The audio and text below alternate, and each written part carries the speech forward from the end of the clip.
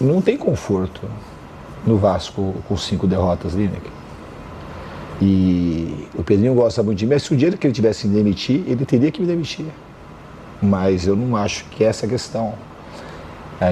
Você sabe que o time tinha uma projeção, o time conseguiu feitos importantes nesse período que eu estou aqui.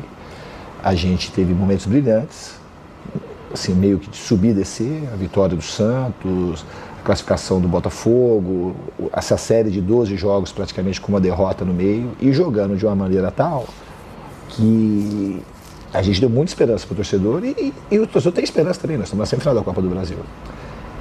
E não tem muito sentido, e não é por conta de mim, não é por causa do Pedrinho, você especular assim demissão, porque foi assim, praticamente 14 dias para cá que aconteceram esses 5 jogos.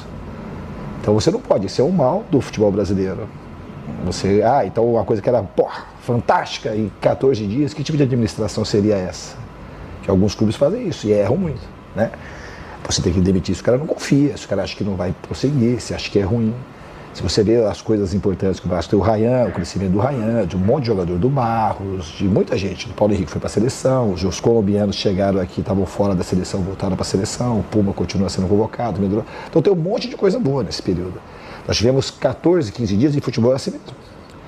Se você não aproveita, a gente tinha que ter aproveitado melhor o momento que assim se apresentou para a gente. Hoje não faltou vontade, não faltou ânimo. Mas não faltou concentração também. Mas contra o Juventude faltou contra o São Paulo, faltou contra o Botafogo.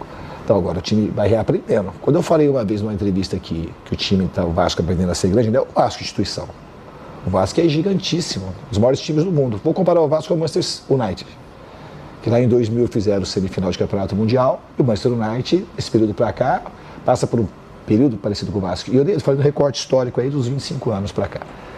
Mas nem era disso que eu estava falando desse Vasco, que eu sou o time que eu dirijo, eu me incluindo, e os jogadores, esses jogadores que precisam aprender a ser grande do tamanho do Vasco.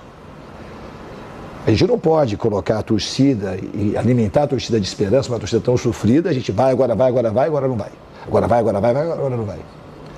A gente não pode fazer isso, a gente tem que ser mais contundente. E isso é aprender a ser grande, do jeito que a torcida é. A torcida é imensa, o Vasco vai ser gigante sempre. É um dos maiores times do mundo. Só que o time tem que aprender a ser grande. Quando eu fizer aquilo, esse time precisa aprender a ser grande.